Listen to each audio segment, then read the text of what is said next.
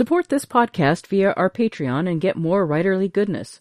Visit patreon.com/nanocast to join up. Welcome to NaNoWriMo Every Month. My name is J. Daniel Sawyer. I'm the author of some 20 books, 34 short stories, and numerous articles and other things, and I am your guide on this journey to use NaNoWriMo to level up to professional output levels. Welcome to The Questions, Episode 97. Today, JR asks, I would love to hear how you come up with story ideas. Well, JR, I'll give you the answer that Harlan Ellison gave everybody else. I get my story ideas from the same place everybody else does. We get the mail order from a warehouse in Schenectady, New York. And I actually did write a book about that warehouse at one point.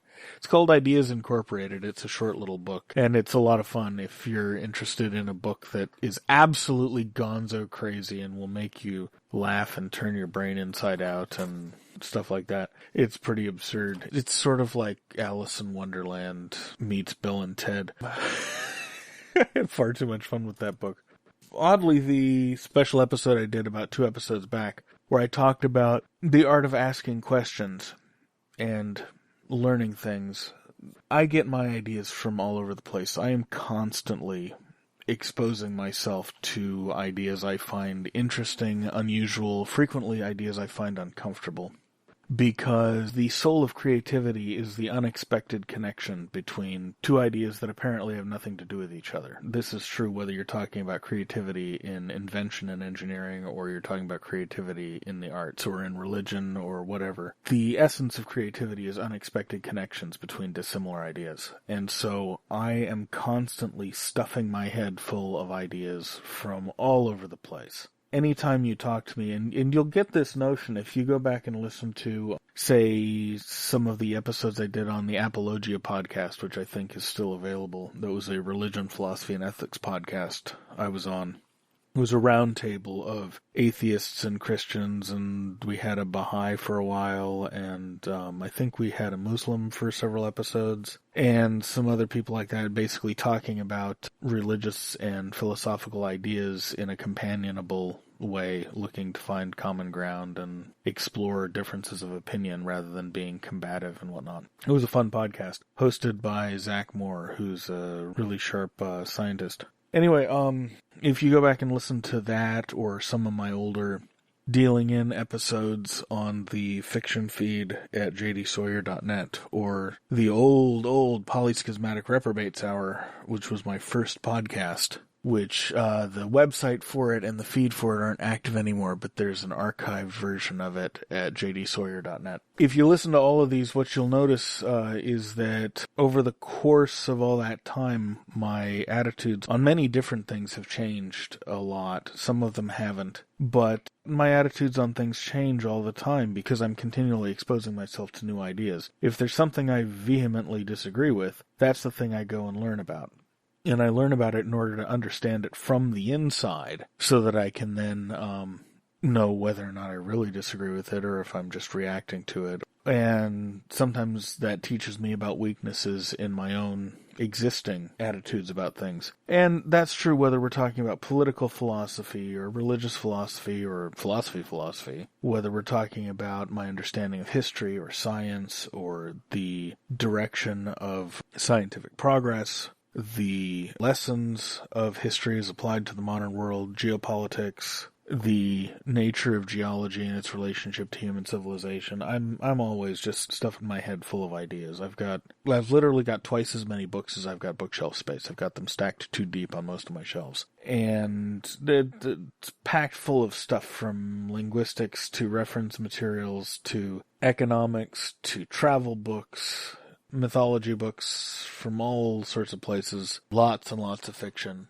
I get my ideas by interrogating the world around me every chance I get. When I'm cleaning the house, I've always got something on, whether it's... Recently I was listening to, I think it was Herodotus's account of the life of Pyrrhus, the Macedonian general, which, oh wow, boy, could Herodotus write, and what a story. Or whether it's recently I've been listening to a lot of lectures by Peter Zeihan on geopolitics, because I've been getting back into geopolitics because it's a subject that's very closely connected to the book I'm writing right now, and having a better understanding of that is going to affect the direction of the series. I've got podcasts out the wazoo on all sorts of different subjects. I've always got something running when I'm not sitting down to write or whatnot. I'm an absolute informationovore. Dan Carlin's Hardcore History, so much amazing stuff. I'm always looking to learn more things, and my ideas for stories come out of this constant churning, soupy mix of the nonfiction that I'm exposed to, and the fiction that I'm exposed to, and the bullshit that I'm exposed to, and frankly, I've got a lot of,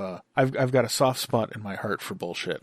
There's something about the myth-making that happens in, like, conspiratorial communities and weird alternate religions and cults and whatnot that fires my creative juices like mad, even though they personally drive me crazy. So there's all sorts of stuff going on in my head all the time, and my story ideas just arise naturally out of that. I'll encounter something, and I will be like, I gotta write a book about that. That's a great topic for a book. And out comes my phone. I've got a phone with a stylus on it. And I pull the stylus out, I pull up the Notepad app, and I write down, book about blah. And then every once in a while, I will sit down in front of my computer with my ideas file, and I'll offload this stuff from my phone. Some of the stuff will stick.